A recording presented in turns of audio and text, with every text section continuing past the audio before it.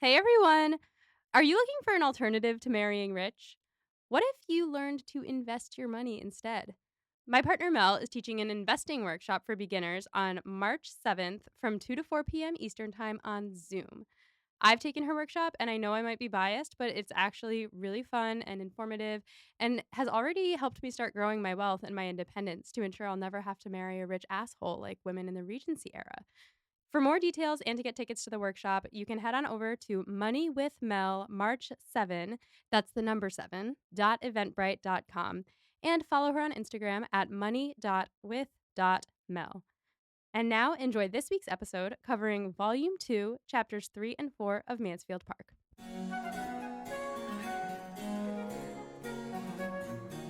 So our little shadow pot and prejudice is that Molly is watching Avatar: The Last Airbender for the first time, and I'm just gathering her thoughts because I love that show. We're on the fact that Zuko has a tragic backstory, the origins of his scar. I can't. I was beginning to get to the point where I was like, in the show, I was like, did I miss something? Like, why was he banished? Because they don't tell you right away because it's a smarter show than that. But I was like, "Did I miss something?" And I was gonna go back and text you, and then I was like, "Let me just be patient." And then I got to his backstory episode. I was like, "Are you kidding me?" Yeah, it's really fucking brutal. And like the fact that Iroh is his like family member who like is like, but he's just a kid. Yeah. I love Iroh. He's the best. Yeah. He's like, "You're never going to believe this. The lotus coin was in my sleeve the whole time." Uncle Iroh is one of my favorite characters from the show. I think Zuko as an antagonist is sort of like a perfect level of like tortured and conflicted and like sad while also doing things that are unapologetically bad. Yeah. That's the thing. That's kind of like what we were talking about this a little while ago in a very unrelated to Jane Austen way, but we were talking about morally gray characters and how like they do stuff that there isn't actually an excuse for, like Joel in The Last of Us, but like we still can see where they're coming from and why they're doing it Yeah. because of their like emotional backstory. Yeah. Based on this snippet, listeners, let us know if you want to hear us check in with Molly as she watches through Avatar, because I think you are in for such a treat. The show is so well done. It's, Yeah, I watched it a little bit when I was a kid, and the only thing I remember is Toph, but I haven't met her yet. you have not met Toph yet. So I thought that was, like, in the first couple episodes because I was like, "That's the only thing I remember." Nope. She is not here yet, and you're most way through the first season. Yeah, I was gonna say, is it like a season 2 thing? I will neither confirm nor deny. Cool, cool, cool. And then the last thing I'll say on the issue, so you're aware, I have always wanted to get a sheepdog and name it Appa. Oh my god. Yeah, I want that. I know.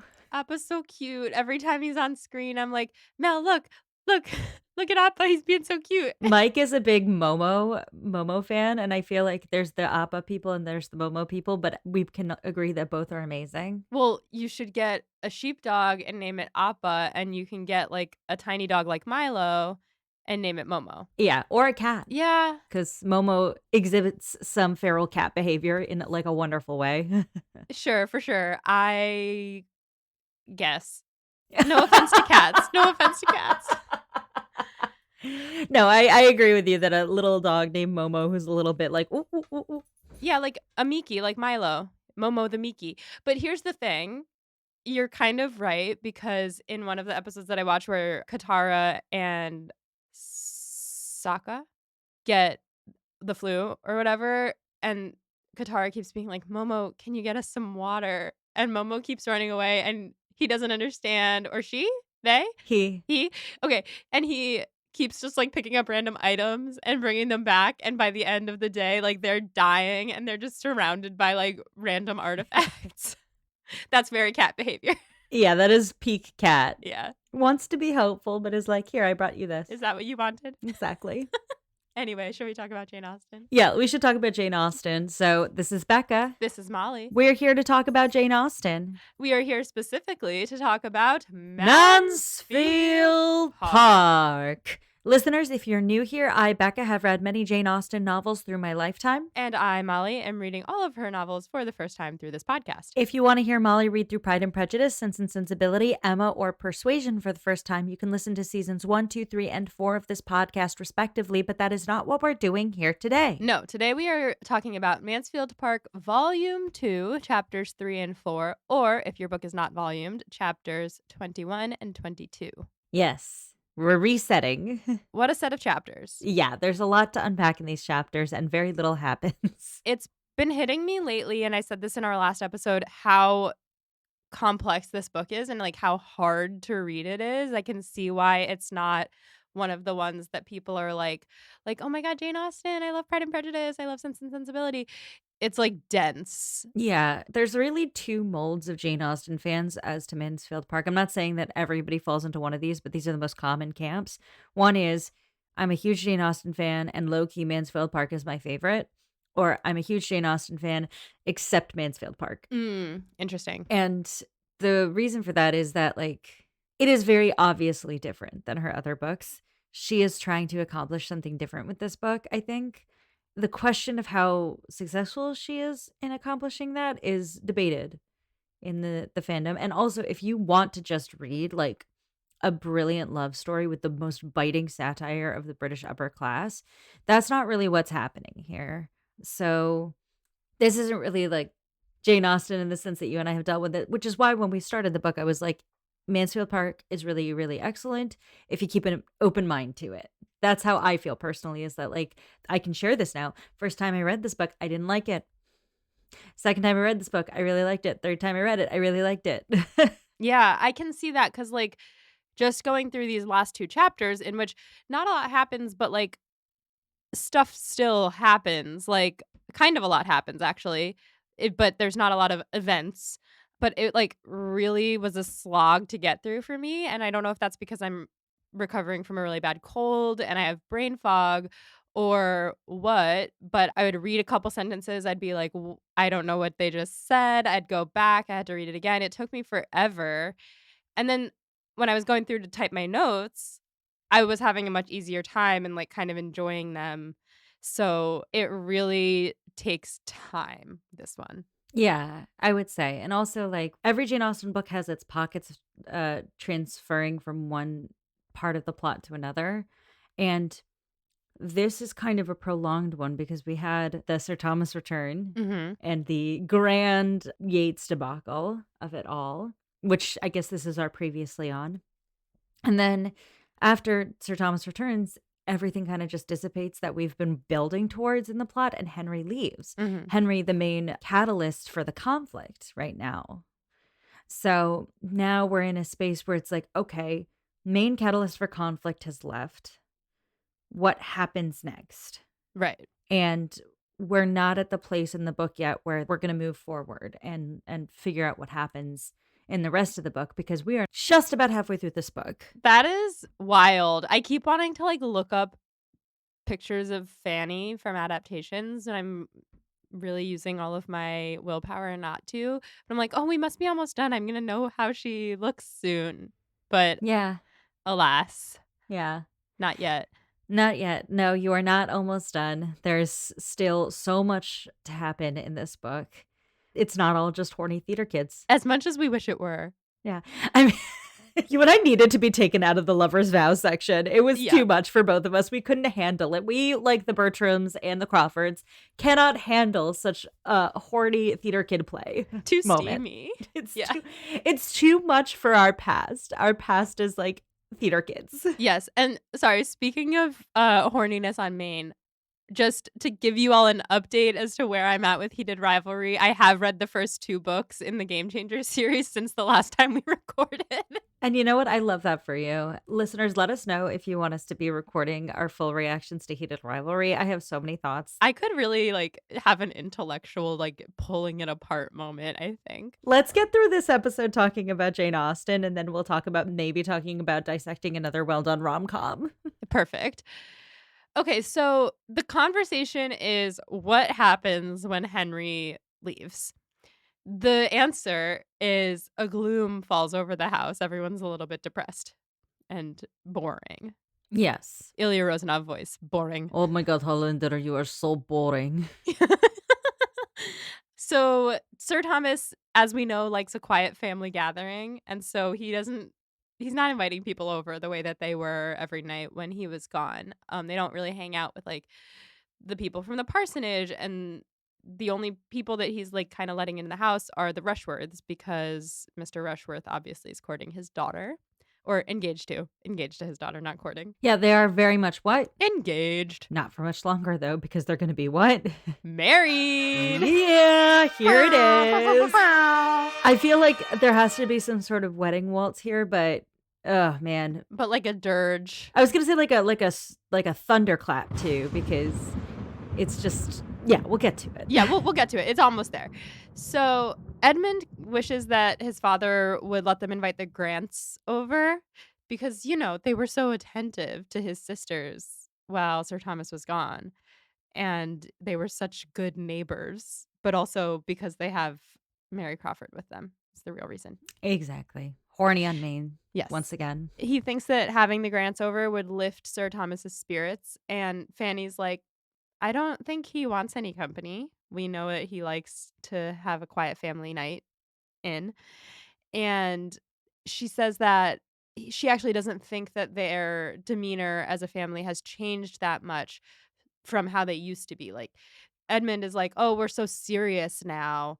And she's like, "Yeah, that's how we were before, too." If you recall, like, the liveliness of Sir Thomas's absence and, like, the play and the Crawfords coming over, like, that was all new. That's the abnormal thing. Yeah, remember the first like 3 chapters of this book and then compare it to the middle chunk that we just read and now. Right. Like, they were boring people. I wouldn't call Tom, Big T, boring. No, but he was gone for a Yeah, while. he's never there. Yeah, and also, side note, where is he now? When did he leave? I don't know if there was a sentence about this, but yes, he's gone back to town. Okay, because yeah, there was a moment later on where they were like, "Oh, yeah, and Tom isn't here anymore either," and I'm like, "Wait," I literally went back and combed through the chapters being like, "Where did he go?" He went back to town. I like to think that he went with Yates. They certainly have a good time together. Okay, so Tom and Yates are our Shane and Ilya. All right, I'll shut up. Just terrible. Yeah. Go on. Okay, so Edmund realizes that Fanny is right, and he marvels at how just a few weeks can change everything. He feels like it's always been this way. They've always had the Crawfords over, and they've always had fun. Fanny doesn't find their current lifestyle boring. She loves to sit and hear her uncle talk about the West Indies. But Fanny says, the thing about me is I'm not like other girls, so I like to hear about these things. I like a boring evening. And Edmund's like, are you trying to get me to tell you that you're different from other girls and that you're more wise? I thought this was an interesting interaction. Like, he was saying, are you fishing right now? Is she fishing right now? I don't know if Fanny's capable of fishing. I think that's a very astute observation. I think she's just kind of blunt. Well, I think there's people who are performatively good in their morals, and there's the people who take their morals very seriously. Yeah. He starts to talk about how, well, if you really want to compliment Fanny, you should go to your uncle because he'll mostly talk about your appearance, but after some time, he'll be able to compliment your mind too.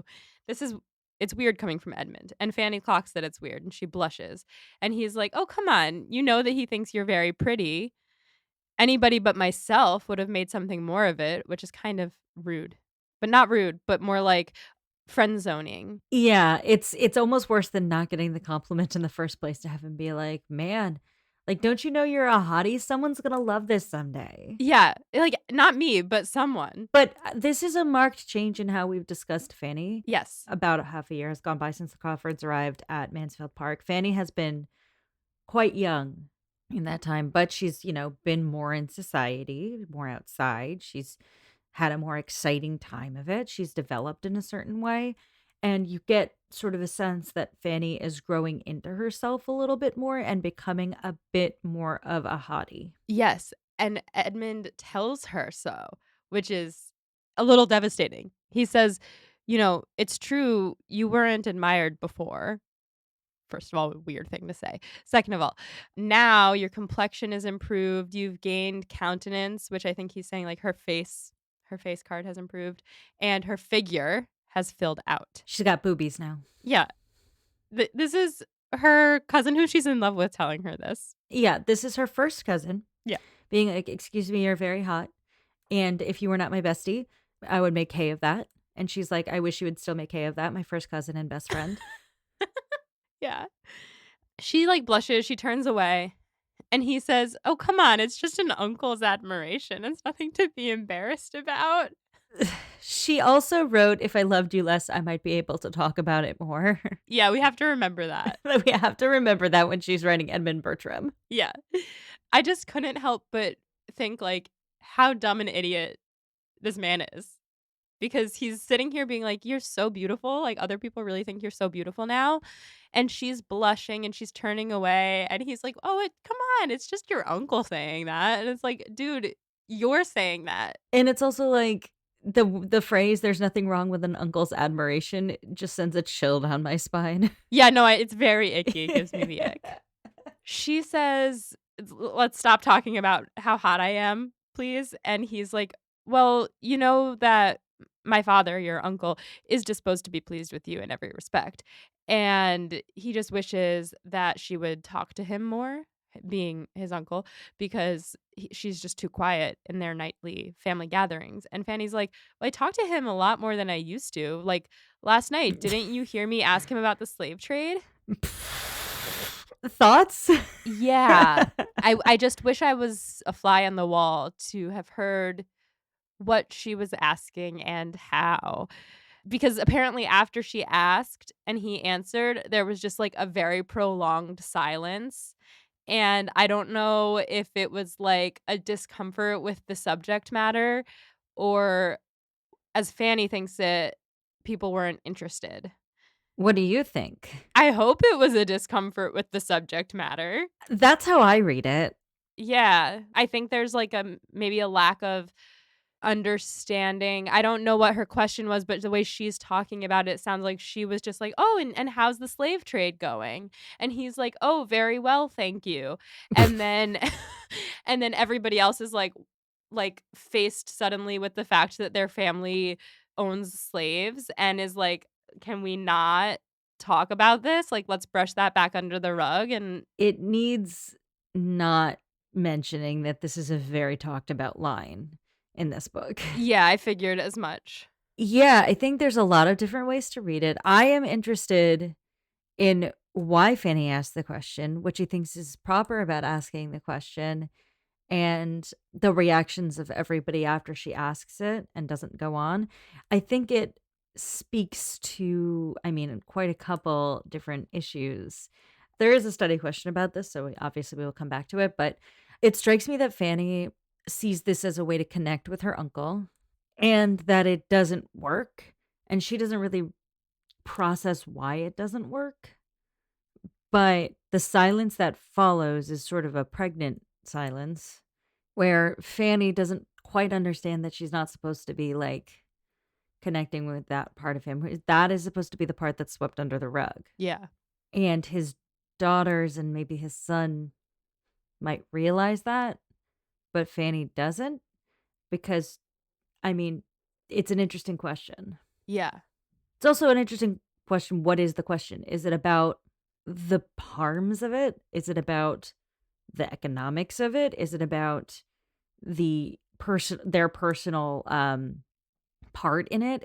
There's not enough here that Austen gives us to grasp onto, but she glances over something and gives us this moment. It's interesting that she gives it to us just in retrospect, like, she doesn't let us actually see the moment. So it leaves it foggy and up to our own interpretation. Yeah, and I think that, I mean, I think she does this purposely. I think that people read this book in a lot of ways. In all, I don't think one can look at the Bertram family's behavior and think that Jane Austen thinks kindly about them. No. But she clearly she's doing a light, subtle touch on the evils that underlie this family and only giving us little like snippets of it in relationship to the treatment of Fanny and the state of their wealth and connecting with Sir Thomas as a character. Yeah.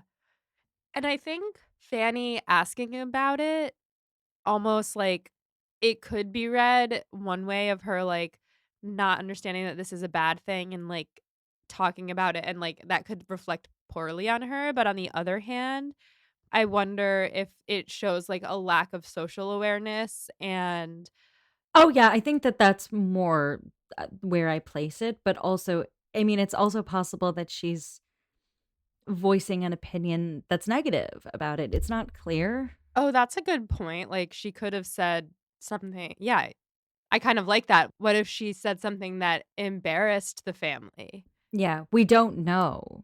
I mean, it's not a headcanon we can necessarily take in stride, and it's not in Fanny's character to be defiant necessarily. I just think that what we get here is Fanny says the quiet part out loud about where all this wealth comes from, and everybody else recoils away from it. Yeah, very intriguing Mm, conversation to think about. yeah. Edmund wonders why she didn't ask any follow-up questions, and Fanny was like, "Well, because everyone was so quiet." She's like, well, no one wanted to talk about it anymore. Yeah, she was like, "I didn't wanna make it seem like I was trying to show them up by showing more interest than his own daughters. Like, I didn't want him to think that that I was trying to, like, one up them." Fanny. Fanny. And Edmund is like, "You know, Mary was right about you when she said that you were more fearful of praise than most women are of neglect." Good point. He also lets on here that he and Mary were talking about Fanny earlier. Yeah. So, In a complimentary way, but for sure. it does evince that the two of them still have been hanging out. Yes. And he then says, like, "Oh, isn't Mary so smart? She's so discerning. She's such a good judge of character. She knows you better than the rest of our family that have known you your whole life." And he hints that she also, Mary, understands lots of other people better than perhaps delicacy will allow her to let on.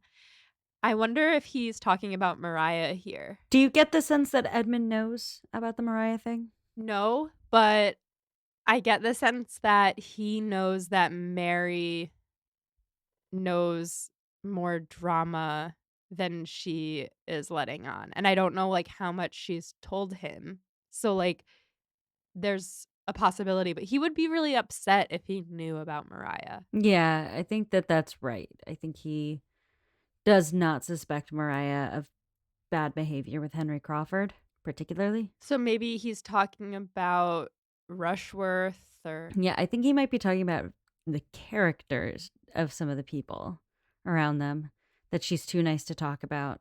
And that might include Mariah. and Dr. Grant. Well, no, she said it pretty explicitly about Dr. Grant. Yeah. But his siblings, his aunt, Mhm. and maybe Mr. Rushworth too. Yeah. He then says that he wonders what she might think of his father, and he wonders if she finds his reserve repulsive because they're very opposite characters. And he's like, "Well, I think they would get along if they hung out more." And Fanny's like, "Well, I'm sure we're going to see more of Mary Crawford in time." He says that Mrs. Grant hopes that Mary Crawford won't find Mansfield boring in the wintertime, aka he hopes that Mary Crawford won't find Mansfield Park boring in the wintertime. And Fanny wants to say, well, I'm sure Miss Crawford will be able to keep herself occupied, but she is afraid that if she talks too much and too openly about Mary Crawford, that she will let slip some of her more unkind feelings. So she stays quiet. Also out of gratitude that Mary Crawford said something nice about her. Constantly Fanny being gracious, you know. Yep. So she changes the subject to Tom. Tom is still there at this point. Yeah, I think he's there through the wedding. Oh, that makes sense. So she changes the subject to the dinner with the Rushworths tomorrow. So it'll be Tom, Sir Thomas, and Edmund. Tom still being present at this point. And she hopes that Sir Thomas will continue to like Mr. Rushworth because at this point he still likes Mr. Rushworth. And Edmund is like, Nope. you cannot spend more time with Rushworth and also like him more. You will like him less the more time you spend with him.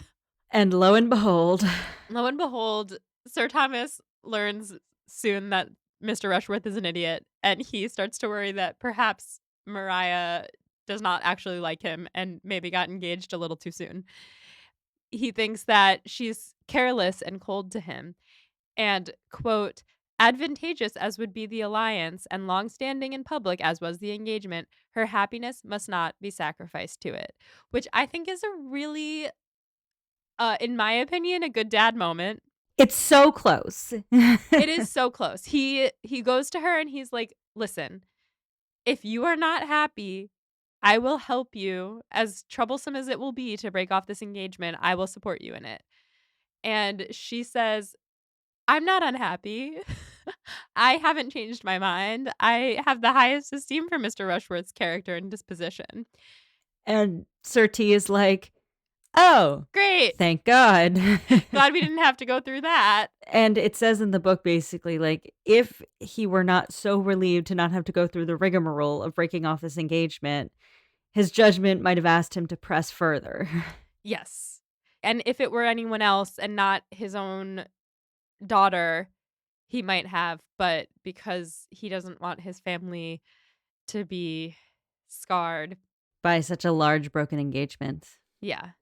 What I think is interesting is Mariah's response in the first place because, well, we'll get into it. I'm proud of Mariah, to be completely honest. I'm sad that she's marrying Mr. Rushworth, but I like her reasons. Really? I do. Do you not? We'll get to it, but Yeah. yeah. No, not really. All right. Well, we'll get to it. We'll get to it, and I'll give my reasons why. Yeah. So, all right. So she's marrying this dweeb, right? And Sir Thomas is like, "Listen, maybe Rushworth can improve. He's still young. He's gonna be put into good society. It'll rub off on him. Plus, since Mariah isn't blinded by love, then he can trust her judgment. And since she said that she'll be happy, she'll probably be fine. Plus, when someone doesn't marry for love, they tend to be more attached to their own family." So these are all of his like reasons that he's fine with His it. little rationalizing reasons to let Yeah. this go forward. Yeah. For Mariah, here's what I like. This is her revenge story. She is about to get that bag, right? She's going to be rich and she doesn't want to give Henry the power slash satisfaction to destroy her prospects. She's like, I could break off this engagement and be like socially scarred by it and also not have the rich husband. But then Henry would know that he destroyed my happiness and he would be able to think of me sitting in Mansfield pining away for him. And I don't want to give him that. So, okay, I like the whole fuck Henry Crawford coming off of Mariah right now. However, I think, and maybe this is a hot take, just bear with me here. Okay. I think that spite is a very bad reason to marry somebody. I think that that is true now. Okay. And it probably was also true then. But it's Rushworth. It's like, it's kind of giving like Charlotte and Collins. No money, no prospects, already a burden to my parents, and I'm frightened. Right. Like, take the good match. He can be the worst, but he's harmless. Okay, so you're saying Mariah, full blown, stone cold economics of dating in Jane Austen, Graham the sound effect. Don't worry about love. You had love, it left you, it fucked you over. Just get your bag. I mean, yes, I feel like I sound like I'm cold and cruel and No, I mean, I like this perspective, and I like that you and I have different perspectives on this. This is fun. And Yeah. I don't think this like bears like on like any spoilers or anything. I just think that like, you know, I don't think it's a recipe for happiness if you are in a state of heartbreak and marry someone just to show the person who broke your heart that you're not heartbroken. for Even sure. though you are. For sure, for sure. The thing is, like, she was already engaged, as we know. Yeah, which she was, yes. She made this decision before she fell in love with someone else. And I think that breaking it off would give an opening for Henry to think that she's still pining for him and also for her to still be pining for Henry when he is not coming back. So you're saying cut off that like infected wound Get rid of it, move forward with your life the way it was gonna happen before Henry Crawford was in your life. Yeah, like, I'm sad for her, but I respect the decision, and I Mm. think that for her, it was the right one. I think she will not ever love Mr. Rushworth, but I think that Mr. Rushworth might not notice. And that's a good point. Yeah. So, she determines that she will be nicer to Mr. Rushworth moving forward so that her father doesn't suspect her of not liking him anymore. That's a great reason to be nicer to your husband. Yeah. And another reason, aside from spite, another reason she wants to marry him is she got a taste of freedom when her father was gone. And now that he's back, she feels like a caged bird She does and she indeed. must break free. Yes. So she's like, I need to get out of here ASAP. And therefore, I'm going to get married in a couple weeks. Like they plan the wedding and it's happening. I liked this quote. I think it might be my funniest quote, but I have another funniest quote that might be from the wedding. So I'll read this one now. Quote, in all the important preparations of the mind, she was complete, being prepared for matrimony by a hatred of home, restraint, and tranquility, by the misery of disappointed affection, and contempt of the man she was to marry. The rest might wait. It's funny and it's devastating. Yeah, very tough for our girl Mariah. She really, has had a time of it these last few months.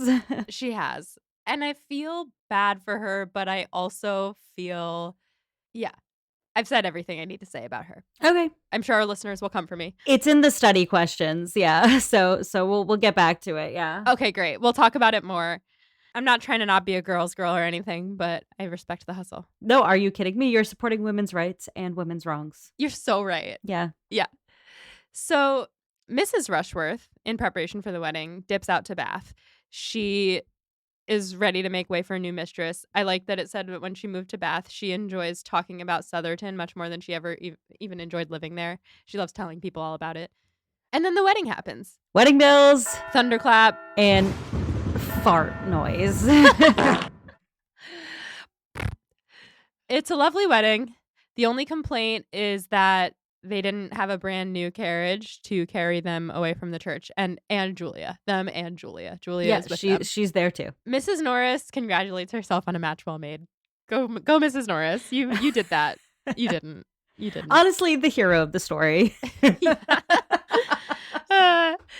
So they're going to Brighton for their honeymoon, and Julia is coming with them Yes, she is. because one, Mariah and Julia are friends again, and two, Mariah needs someone on her honeymoon who is not Rushworth. Yes. She needs a pal. The family now feels much smaller because they're gone, and also I think Tom has left at this point. Even though the sisters had not added much gaiety to the house lately because they've been angsty and fighting. Both moping over Henry Crawford. Yeah, everyone misses them. Fanny even misses them more affectionately than they ever deserved. And that's the end of that chapter. Yes, it is. And that brings us to chapter 22, or chapter 4 of volume the second. Yes. So now that Fanny is the only girl in the house, like the only young woman, she becomes more important. Yes, suddenly Mansfield Park is a very different place for Fanny because the main people there are the two parents, Sir Thomas and Lady Bertram, and Edmund. Obviously, Norris is there too, Yeah. but the siblings that sucked up all the oxygen out of the room are gone, and the only sibling remaining right now is Edmund, who is her champion, even if he is also Edmund Bertram and flawed. Yes. Yeah, when you said Edmund Bertram this time, I visualized an empty candy wrapper on the street. And I don't even hate him right now. That's just what I visualized. So if people were wondering. I don't want to give anything away about who plays it in the adaptations, but I think it's going to choke you. Was he hot? Yes. Thank God. I can't wait. So anyway, Fanny becomes a guest at the parsonage more often. It said that Mrs. Grant deceives herself into thinking she's doing a good thing for Fanny by inviting her over, but really it's for her sister, Miss Crawford. And that's an interesting sort of dynamic of this friendship. Yes. Which one of them needs the other? Yes, and it seems like everyone kind of tries to kid themselves that Fanny needs Miss Crawford, but everyone agrees that Miss Crawford really needs Fanny as a good influence Well, why would they say that Fanny would want Mrs. Crawford? because Fanny is so, like, in her shell, maybe? Also, technically of a lower stature Mhm. than Mrs. Crawford. It's an elevating friend. Yes. Yeah. And it brings her more into society in a way. Yeah, and I mean, it raises her, connections. Yeah. But everybody knows that Fanny is really the one who's gonna exert a good influence on Miss Crawford. And not only a good influence, Fanny is more okay without Mrs. Crawford's company than Mrs. Crawford is without Fanny's company. Yeah. No, exactly. Miss Crawford is bored. She's really bored and she's lonely, clearly. You remember that video that came out during COVID? The guy, he was like, "Bored in the house and I'm in the house bored. Bored in the house and I'm in the house bored." Miss Crawford is certainly living her best, like, lockdown life, just hanging out in the parsonage and doing outdoor walks with her only friend. Yeah. So the question is, how did this friendship arise? Well, Fanny had been on an errand for Mrs. Norris, and she got caught in the rain outside the parsonage. And they peek out the window and they see Fanny hiding under a tree.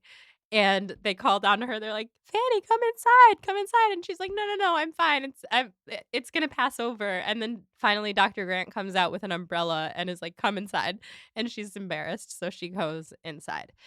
And Miss Crawford is like, "Oh my god, a friend." And she's like, "Let me doll you up, let me dress you up." So Fanny gets the, like, spa treatment at the parsonage. And she almost could have enjoyed this visit because she, is kind of having fun, but she can't help but feel like she's intruding, and she keeps worrying that Dr. Grant is gonna have to send her home in his carriage because she doesn't know that the sky is gonna clear in, like, an hour. She's like, "Oh my god, it's gonna be like this for all day, and how embarrassing." But at least she knows that nobody at home is worrying about her because the only people that knew she was out were Mrs. Norris and Lady Bertram, and they don't really care. I mean, Lady Bertram isn't gonna notice, and Mrs. Norris does not give a shit if Fanny dies in a ditch. Right. Yeah, and poor Fanny knows this. Yep. But she notices the harp, and she says that she would like to hear it, and Mary remembers that she had said that way back when, and Mary's like, "Oh my god, I never fucking played you the harp." And she gets mad at herself because how could she be so unfeeling? How you feeling? Well, it's this is all very Mary is just such a interesting character. She makes me go back and forth so much because on the one hand, she should be embarrassed that she never played the harp for Fanny. She was so blinded by like, "Oh, I'm gonna play the harp for Edmund. Doesn't matter if Fanny comes I over." have to flirt harp at him all the time. Right.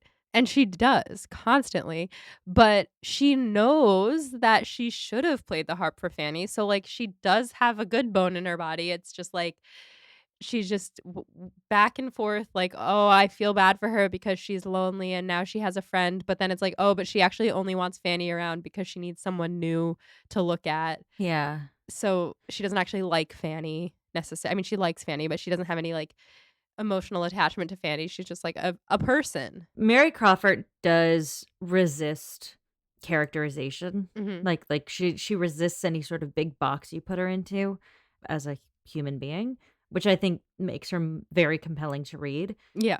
This particular like set of interactions really reminds me of Emma Woodhouse and Harriet Smith Yes. because it's not a lack of enjoyment of Fanny that is pushing Mary Crawford forward and pure selfish reasons. It's loneliness and boredom and latching on to someone who you think is an easy mark to make your friend. Yes. But it's not out of a specific love for Fanny. Yeah, it's that she's there, but it isn't completely divorced from enjoyment of her company. No, I think that they have fun together. It talks about a mutual fascination. Mm. A mutual fascination, you say. Yeah. Yeah, like, Mary keeps inviting Fanny over because she's, like, intrigued by her, and Fanny keeps coming over because she's intrigued by Mary Crawford. Mhm. Hmm. Mm. There's this moment that is quite devastating. So, Mary's playing the harp for Fanny, And Fanny's loving it, and then she looks out the window and she's like, "Oh, it stopped raining, I should really go." And Mary is like, "No, look, you gotta wait 15 more minutes, those clouds look so foreboding." She And doesn't want her to leave she yet. doesn't want her to leave. And Fanny's like, "Well, the clouds have already passed over us, like, they came from the south. They're they're over." And Mary's like, "Listen, I know a black cloud when I see it. Plus, I need to play you this one song. It's Edmund's favorite." And Fanny is like, she's listening to this song and she's like, "I want to be able to just enjoy a song that I know that my one true love and first cousin enjoys." But That also reminds me of the harp flirt. the harp Flirt flirt, harp? the flirt harp. The heart harp? Like, mm, sexy harping? The sexy harping. She's just like, "Oh, Edmund's been sitting in this exact spot listening to her play the harp for months Yes. and harp flirting." Yeah, harp flirting. And so she just wants to leave now. She's like, "I can't." As soon as the song is over, she's like, "I gotta go." And they're like, "Okay, well, come back whenever you pass by. Please stop in. I'll play the harp for you again."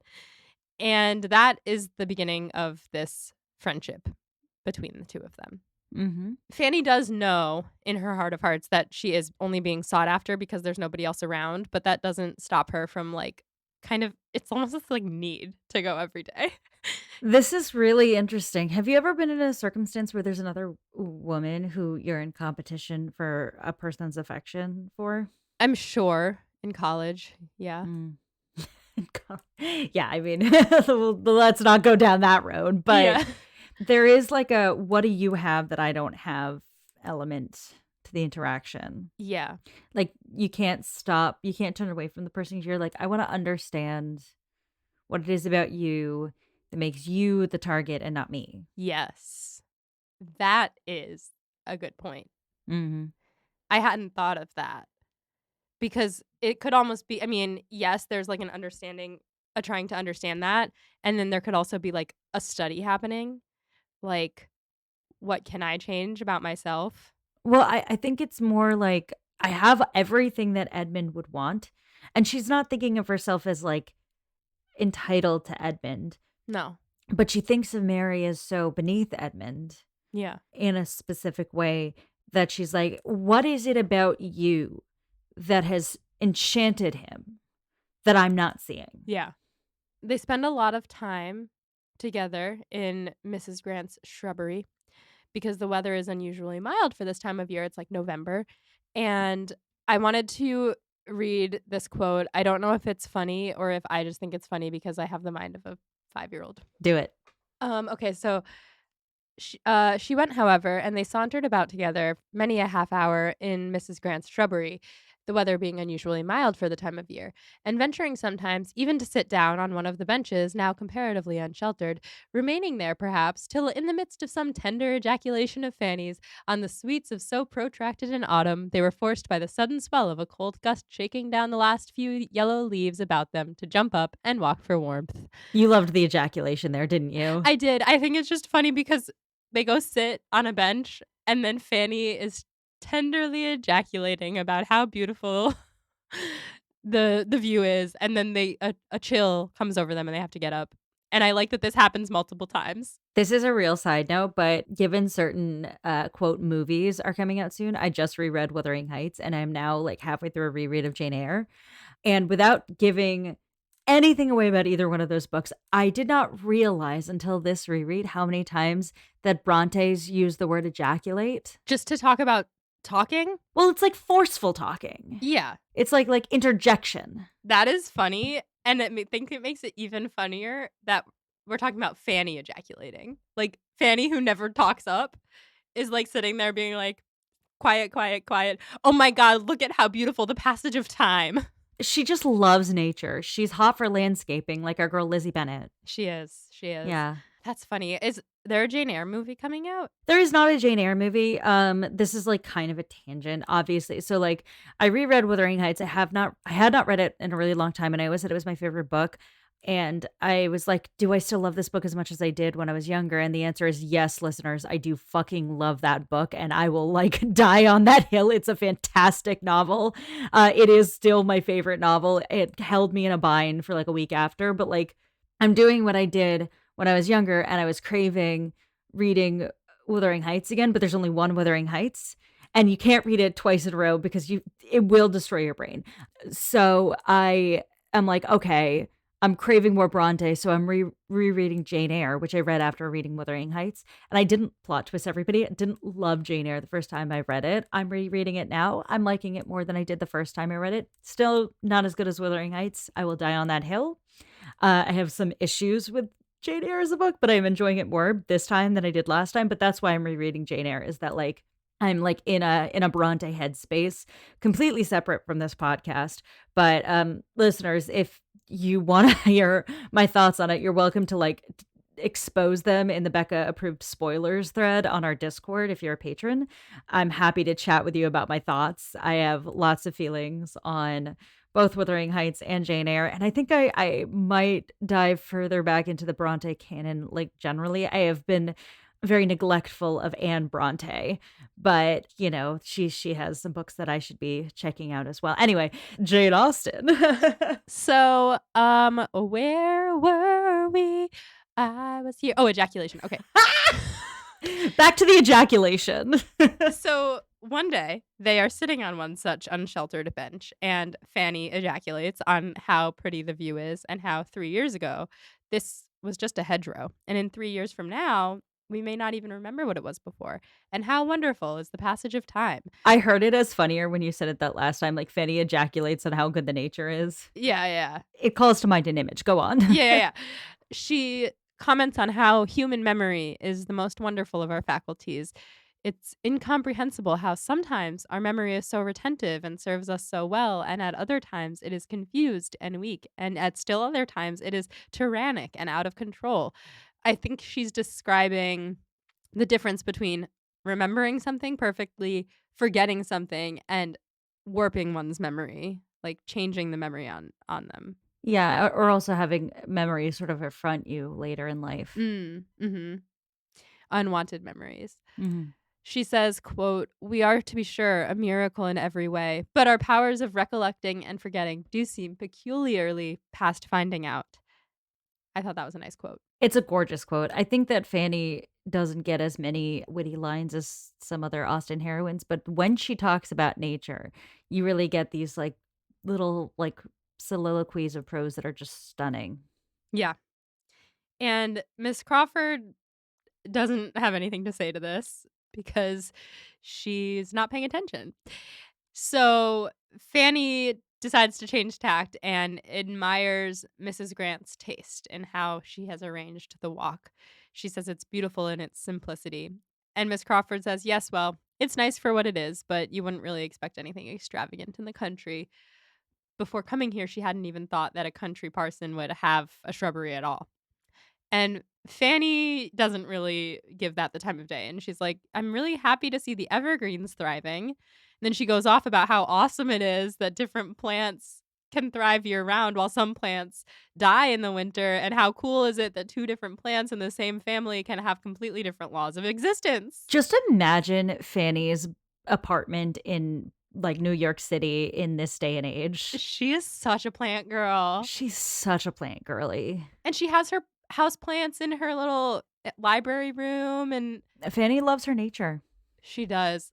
She does. I bet she reads books about Plants. nature and plants, and I hope she wears glasses. I'm just having an image of her and, like, her little micro bangs and her her glasses and her Septum piercing. yeah. But she comments on how she knows that she must sound like she is just rambling, and she knows that she tends to ramble, but how could she not when nature is so beautiful? I loved that.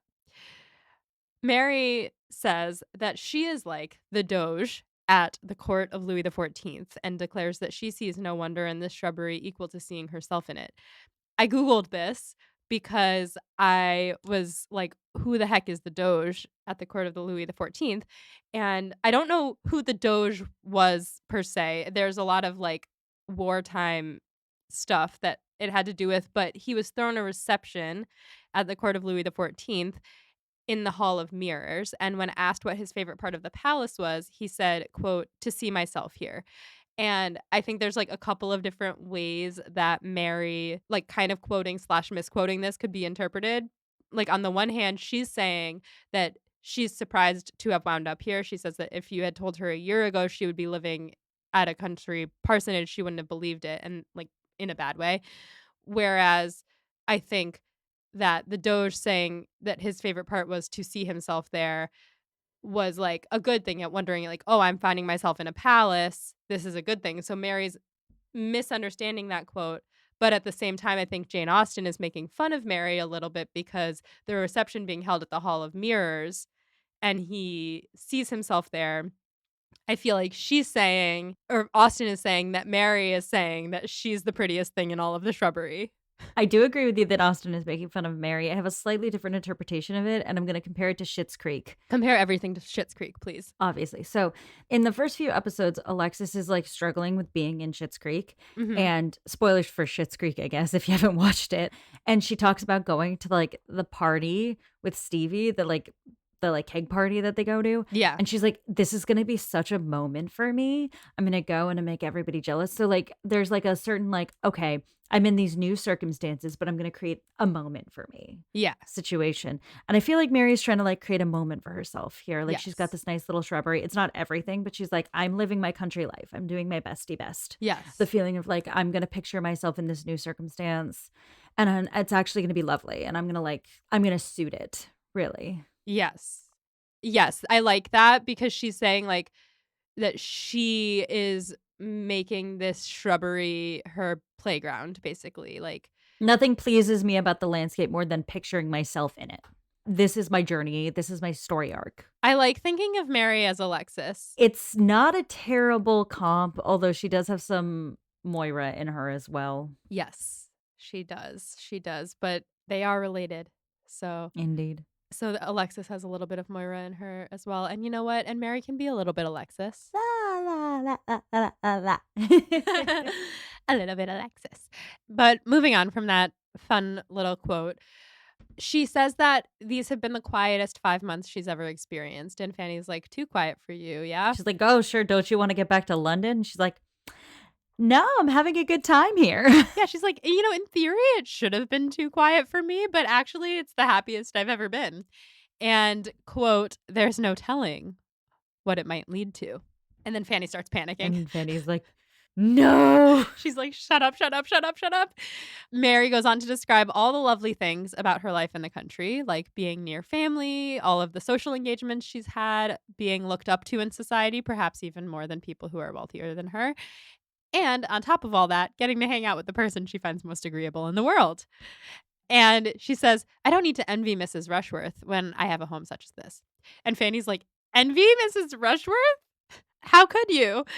And Mary's like, "Come now, we can't be too harsh on her. Her match is a public blessing. She's going to throw the best balls." I mean, yeah, now that Mariah has money, she can throw great parties. Yeah, Mary's not wrong, and also, I think that's, like, Mariah's chief goal in this marriage. Her chief goal is the townhome. Yeah, That's the big one. She's already got the nice estate. She's getting a slightly larger estate now, but she wants the London townhome. yeah, She wants this place in society. yeah, exactly, and you need the place in society to throw great balls. I mean, you can throw country balls, but But, like, yeah, this is gonna be a rager. the ones in London are better. Yeah. Yeah. After a few minutes of silence, Mary says, "Ah, here he is." And she sees Edmund coming towards them with Mrs. Grant. This, "Ah, here he is," and looking to see who it is reminds me of when the two of them were both in the carriage and they kept going, "There he is." What is it about this fucking man? I don't know. So Mary is glad that Tom is gone. She confides to Fanny because she says she likes that Edmund can once again be referred to as Mr. Bertram. That's a very telling line in some ways. Yes, because she wants an older brother. She's really wishing that Edmund were the older brother who was set to inherit Mansfield Park. She really, really is. She thinks Mr. Edmund Bertram sounds pitiful and very younger brotherish. And Fanny's like, "Well, I think Mr. Bertram is cold and impersonal." Whereas Edmund is a noble name of kings, princes, and knights. And Mary's like, sure, Sir Edmund or Lord Edmund sounds nice, but Mr. Edmund sounds like nothing. It's just such a good brief encapsulation of both of their feelings about him. Indeed. They then get up from their bench because Mary's like, they're gonna yell at us for sitting still outside in the fall. It's too cold to be sitting still on a bench. So they get up, and Edmund is happy to see the two of them together because he, amongst everyone, knows that this friendship is a good thing for Mary. It was to his credit that he doesn't just think that this is a good thing for Fanny, basically. This is a bit of an I can fix her attitude from Edmund. Mhm. It's like, if we could just get those, like, particularities of society onto Mary from Fanny, perfect woman. If we could just if we could just make Mary more like Fanny, then I would love her more. I mean, he already loves her, but, like, then I could marry her. Yeah, he wouldn't have that little voice in the back of his head that sounds like Fanny being like, "But Edmund, is she being proper? Is she really the type of society you wanna marry? She's not me. She's not Fanny." Ugh, poor Fanny. So Mary says, "Aren't you gonna scold us? Haven't we been so bad sitting on this bench? "Aren't we some naughty We're so girls, naughty. Are you Edmund? We're gonna so yell at naughty. us?" Mm."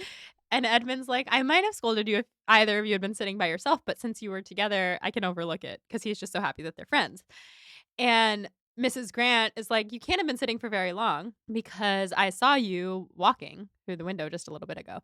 And Edmund's like, "Also, the weather is very mild for this time of year." And Mary's like, "How can you be so unfeeling? We've been suffering out here in the cold." And she's less surprised about Edmund, she says, because he's hard to move to pity or whatever it is that she says, but she thought her own sister would at least be worried for her. And Mrs. Grant is like, "Don't flatter yourself. I have bigger fish to fry here. If it were colder out, I would be happier because Robert, who is her nursery tender, left plants out that normally would be inside by this time of year, but because it's been so mild, they're still out, and there's gonna come a frost, and those plants are gonna freeze to death. And also, I had been planning to save this turkey for Sunday, but because it's so warm, the cook said that it won't keep past tomorrow. So I'm upset." And Mary goes, "Well, commend me to the nurseryman and the poulterer," which I was like, I think this is funny. She's like saying like, "Well, send my regards to them. You don't care about me, but you care about them." And Mrs. Grant is like, "Well, one day when you're settled in town, you will understand being vexed by the nurseryman and the poulterer." And Mary says, "No, I'm going to be too rich to be angry." She says, quote, "A large income is the best recipe for happiness I ever heard of." So, Mary Crawford says, "Money can buy happiness. Thank you very much." And I intend to have a lot of it. And Edmund says, "You intend to be very rich?" "Hmm, I'm not very rich." And she goes, "Yeah, don't we all intend to be very rich?" And he says, "Well, I guess you can choose to become very rich because you just have to pick a rich man to marry, but I just hope to not be poor." And then she says, "Yes, you'll be very frugal, and that's a good plan for you. You who have limited means and indifferent connections," saying that his relations are not so rich as to help him out or to embarrass him with their comparative wealth. She says, quote, "Be honest and poor by all means, but I shall not envy you. I do not much think I shall even respect you. I have a much greater respect for those that are honest and rich." This whole conversation is it feels very like bold of her to be saying all of this to him, right? Yeah, it's pretty outrageous to say this all out loud. I find their dynamic, what is even the right word for it? They clearly care for each other. Yes. And sometimes when they spend time together, all they're trying to do is force the other person to see their worldview. Yeah, they both wanna change the other person to fit into what they need them to be. It's a mutual I can fix him. Yeah. They continue to argue about this, also reminding everybody that Fanny and Mrs. Grant are also here. Yep. But they continue to have this conversation. He says, "I'm not gonna be poor. I'm gonna be respectably somewhere between rich and poor, and I hope that you won't look down on me." And she says, "I will look down upon it if it might have been higher. I look down on obscurity when it might rise to distinction."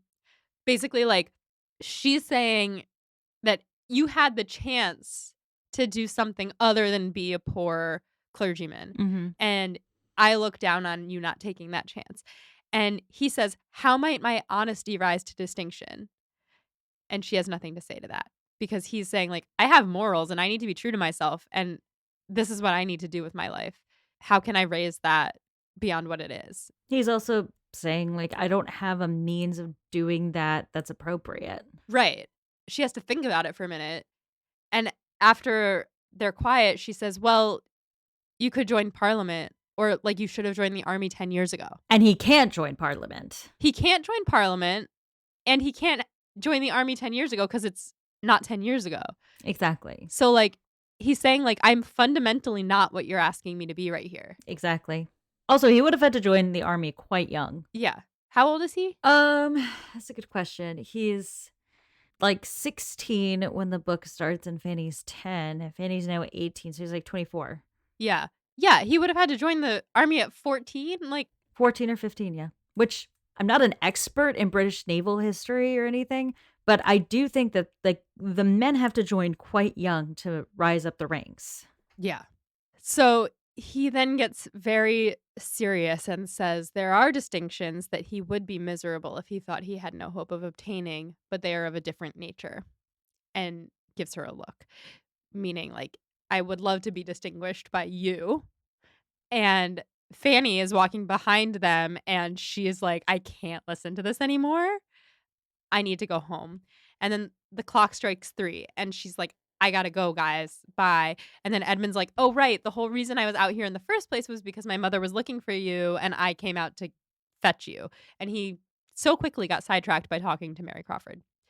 So instead of her just, like, going home, everyone speeds up to walk with her, and they pass through the parsonage and stop to talk to Dr. Grant, and Fanny clocks at this point that Edmund is also saying his goodbyes, and she realizes that he means to walk her back home.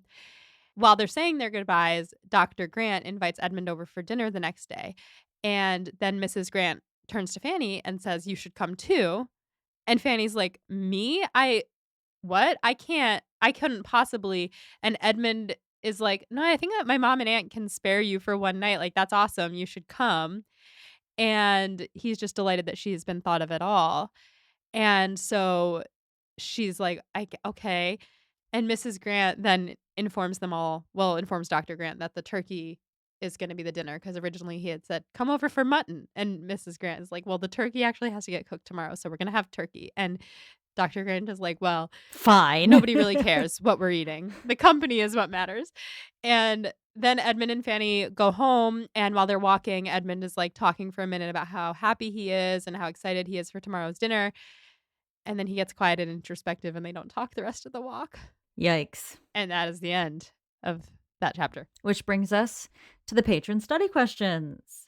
Listeners, once again, if you want us to answer your questions on the air, you can join our Patreon at the $15 tier. Submit your questions to a Google Doc that Molly puts out before we record, and then we will read and answer questions on the air. So, Avi asks, Fanny's questioning about slavery is perhaps the most famous or infamous moment in Mansfield Park. Why does Fanny ask this question? What is Austen trying to say about her, the Bertrams, and the society by her question and their response? Was Austen successful? Yeah, so revisiting this conversation, I do like the idea that Fanny might have been questioning the propriety, the morality of the slave trade in general, or, like, of their wealth. But the thing is that we don't know for sure. And it does read a little bit like she's trying to kiss Sir Thomas's ass in this Mhm. moment, a little. Mhm. Like, she was like, "Oh, yeah, but I do talk to him more. I love to hear him talk about the West Indies. I love to hear him talk about his work." So but the thing is, like, Fanny knows that what we've talked about a lot is that she believes that her belonging here is conditional on her Good behavior. behaving. Yeah, like, she needs to behave well, and she needs them to like her and she needs to be grateful for her place and all of this stuff. So she probably wouldn't be trying to stir the pot. But there have been a few moments where she has said something kind of blunt and made it awkward. And I think that this is one of them. And it's possible that she just said what she thinks the truth is. And the thing is, like, I'm not going to say Austen was unsuccessful in this conversation, but I wish we had gotten to see it. But I think that she did what she wanted to do, which was leave it up to the reader to question what Fanny was trying to do there and what Yeah. everyone's responses were. And I think everyone staying silent, the Bertrams being, like, awkward about it, shows that they don't wanna think about this. And I think that Austen is saying that British society was, like, above, like, thought of these people think of themselves as above having to think about where their wealth comes from. Yeah, I also think there's a question, and it's not answered here, of is there disagreement in the Bertram family over whether or not they should be doing this? Maybe. We don't know. We don't know because we didn't get to see what the question was, but I think that if there is, they're not gonna talk about it. Yeah.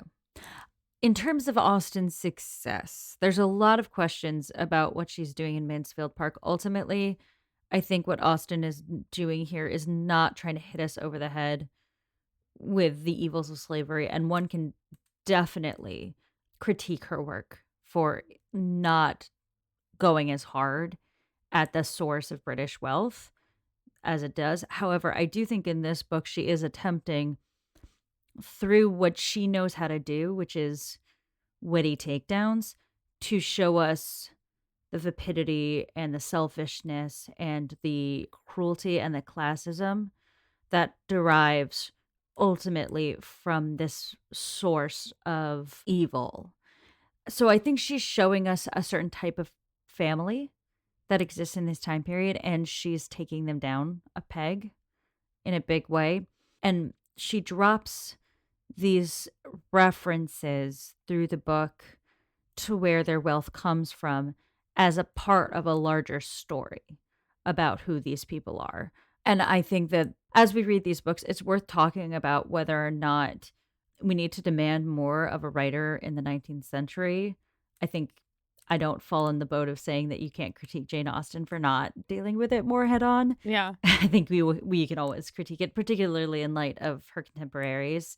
But I don't think of her in this scene as flippantly addressing the issue. I think of her as adding texture to a family that lives and breathes in its wrongs. Yeah, and I there is something powerful about, I mean, I didn't live in the 1800s, but I feel like as someone reading this book in the 1800s, I Mhm. think that having it woven in more of a subtextual way and not like being like, this is a book about the slave trade and about slavery and how that makes us bad people, but having it be an underlying thing could be more impactful because it makes you think about people that you have been asked to care about for other reasons and then have that underlying and be like, wait a minute. Yeah, it makes it a more challenging read, and it also informs, honestly, like, how they treat Fanny as well, and how Fanny exists in this world, because Fanny is beneath them, and they treat her a specific way because she is beneath them. But also, she is a benefactor of a lot of the wrongs they do because she lives in their home and eats their food and, lives off their money and their wealth. Totally. So, it's a multi-layered scene, but I think more than the scene itself, it's a famous scene because, obviously, I think it is the most head-on moment, in any of Austen's completed novels that she addresses race and slavery. But I don't think of it as, like, the focal point of the story. It's adding to the complex picture that we have of the Bertrams and their without giving anything away, their failures as Mhm. people. Yeah. So Linnea asks, Sir Thomas hopes Mr. Rushworth will change. Mary is still trying to get Edmund to change. What do you think Austen is saying about these hopes? Yeah, and Edmund is also still trying to get Mary to change. I agree. And then Mariah is trying to get herself to change. Yes. Let's talk about Mr. Rushworth first. Like, I feel like in a lot of Austen's books, we talk a lot about not being able to change your place in society, and nobody here is hoping that they're gonna change their place in society, but it's interesting to think about, like, how in a time when your place in society is pretty rigid, like, these hopes of changing your personality, for Mr. Rushworth to, like, match his place in society and, like, to be worthy of Mariah, where I don't think that he ever will change, and then, like, Mary trying to get Edmund to change. He has morals and, like, he has hopes and dreams for himself, and Well, she is actually trying to get him to change his place in society, yeah, and which she's is trying to get him to difficult. change his yeah, she's trying to get him to change his place in society when, like, he literally doesn't want to. Yeah, I think this is a really good question, and I don't wanna dive too far into it because I don't wanna give anything away, but I will draw attention to the fact that here we have people who care about others, who are banking on those people changing as a way to make their lives convenient for the fact of the care. So for Sir Thomas, it's caring about his daughter and wanting her husband to be a better man so that she might be happier. Mhm. For Mary, it's caring about Edmund, loving Edmund, and wanting him to be higher up in society so she can be more comfortable with the match. For Edmund, it's wanting Mary to be comfortable with who he is so that it can be a better match. And I do think there's a question that Jane Austen's posing here, which is like, can people change? Yes, and I won't answer whether I think that she thinks that they can yet because I don't know. I'm getting like, I know that she thinks that people can change actually because we have Mr. Darcy, for And Emma example, Woodhouse. and Emma Woodhouse, like, she knows people can change, and I think that that is ultimately, like, what a lot of her books are about, but none of these people are giving changeable, to be honest, and I think that what's different about Mary and Edmund is that I don't think Mary just wants him to get to change his place in society to make her more comfortable, like, I think that's part of it for sure, but at the same time, like, he is holding so hard and fast to his morals and, like, his belief system, and she doesn't agree with it, and I think that she wants him to change parts of who he is at his core to fit more in with what she likes about him, which, like, I don't know what that is. No offense to Edmund, but, like, they are so different and have such different belief systems, like, I don't know how she fell in love with him. Well, for one thing, he is hot.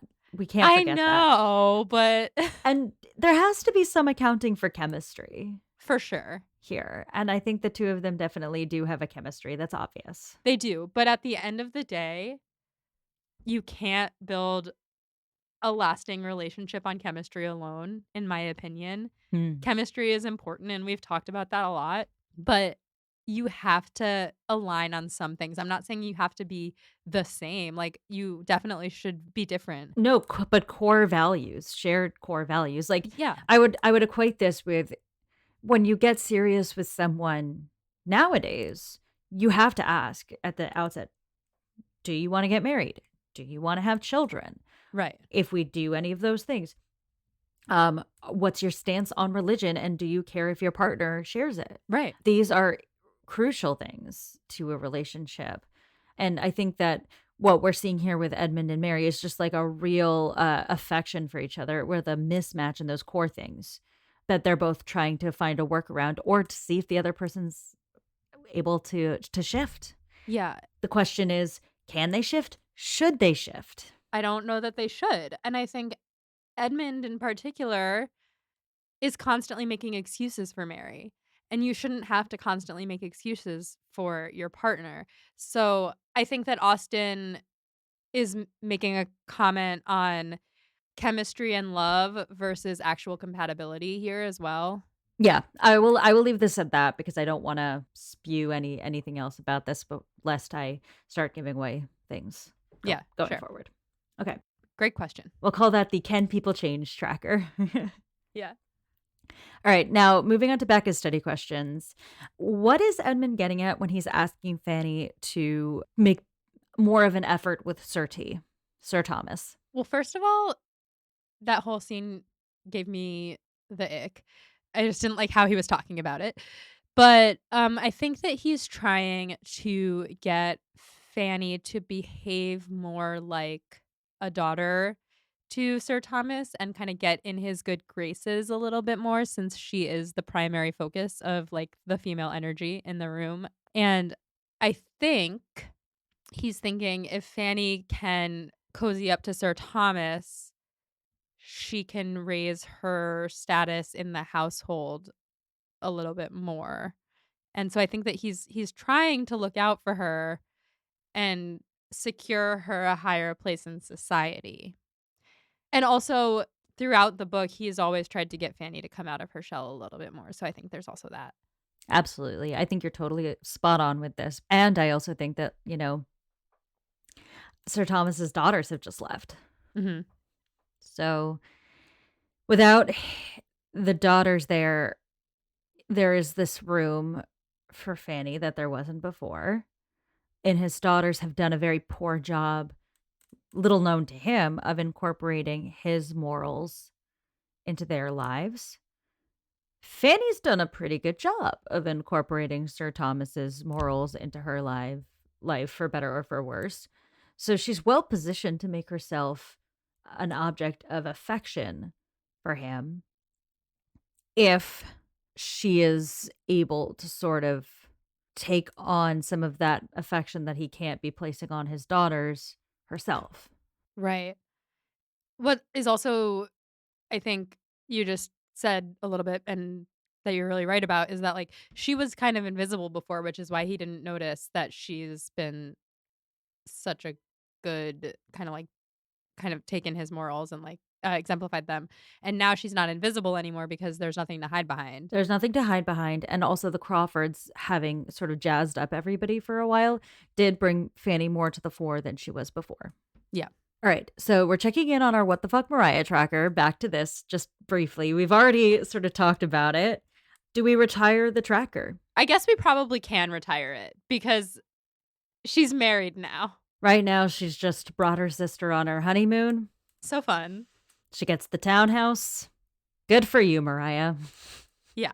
Okay, so we're retiring the What the Fuck Mariah tracker Yes. in favor of the Can People Change tracker. Exactly. Okay, question 3. We talked about this at the top of the story, but what's the difference now that there's just Mary, Edmund, Fanny, and the other generation? Well, we talked about the return to boringness. You're so boring. The Hollander, you are so boring. Yeah. I can't do it. Russian accent. Hollander. Hollander. Hollander. So things are a little bit different. Like they're not out here partying, but now that there's just 3 members and they are the 3 members of the love triangle, I think that that brings it into a starker contrast of like they're going to start noticing that they're in a love triangle, I think. They have to because that's the only thing going on. Yeah, that's like front and center. The courtship between Mary and Edmund, and Fanny in the middle Yeah. as the unwitting companion to Mary and the unrequited lover of Edmund hanging out. Yeah, there's a microscope on them now. Yeah. Certainly they are in the spotlight in a way they could not possibly be when there was a play and the massive flirtation like sucking up the room between Henry and the two Bertram sisters. Yeah. Yeah. Okay. And number 4, I want to break down a little bit more the dynamic between Mary and Fanny. We've already talked about it some, but what do you think that foretells for the remainder of the story? I really like the image of Fanny trying to figure out what Mary has that she doesn't. And I like the idea of this mutual fascination that they have with each other. I like the idea that Mary thinks of Fanny as kind of her little friend. It is giving a little Emma Woodhouse, Harriet Smith vibes, but with slightly less affection. I think Emma really loves Harriet, and I think that Mary thinks of Fanny as a fun plaything and a willing audience for her harp and someone to walk with. I would describe this dynamic as the guy walking in and seeing his two girlfriends hanging out together and being like, "Oh no, why are you hanging out together?" I feel like that's going to become a thing at some point. Like he's going to start to realize that both of them are in love with him and he's gonna have to deal with it, I think. I don't know. Maybe not. But Who's to say? whom, Stephen? Funniest quote. Okay. So, this is about the wedding. It was a very proper wedding. The bride was elegantly dressed. The two bridesmaids were duly inferior. Her father gave her away. Her mother stood with salts in her hand, expecting to be agitated. Her aunt tried to cry, and the service was impressively read by Dr. Grant. Perfect. I loved it. Questions moving forward? Is this the last we're seeing of Julia? Is she just gonna be and Mariah actually, like, I know they're on their honeymoon, but I feel like that could last several months because they're in Bath, so, like, they could just Brighton, or no, actually. they're in Brighton. Yeah, Brighton. So they could just, like, hang out in Brighton for several months, and I'm curious if we are going to see them again, and I'm curious if we will see what happens with Mariah and Rushworth, and if Rushworth will have improved at all. I do not think that he will, but I'm curious about, like, that dynamic. And how will the friendship between Mary and Fanny come to a head? Who wins the chapters? Hmm. I feel like this is controversial, but I kinda wanna give it to Mariah. For getting married? Yeah. I don't All know. right. She got that bag. All right, congratulations, Mariah. You have gotten that bag and we've retired your tracker. Much luck to you in Brighton with Julia and your husband. Yeah, Julia and your husband. All right, listeners, that concludes this episode of Pod and Prejudice. For next time, we're going to be reading chapters 5 and 6 of Volume the Second. Or if your book isn't volumed, then it's going to be chapters 23 and 24. Molly, are you ready for that? I am. Well, until next time, stay proper. And go for a walk in a shrubbery Yeah, let's do that. with your mortal enemy. The key antagonist to your love story. Yeah. Pod and Prejudice is edited by Molly Burdick and audio produced by Graham Cook. Our show art is designed by Torrance Brown. Our show is transcribed by SpeechDocs Podcast Transcription.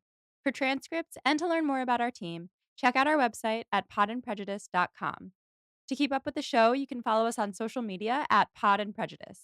If you love what you hear, check out our Patreon to see how you can support us, buy some merch at podandprejudice.dashery.com, or just drop us a rating and a review wherever you get your podcasts. Stay proper.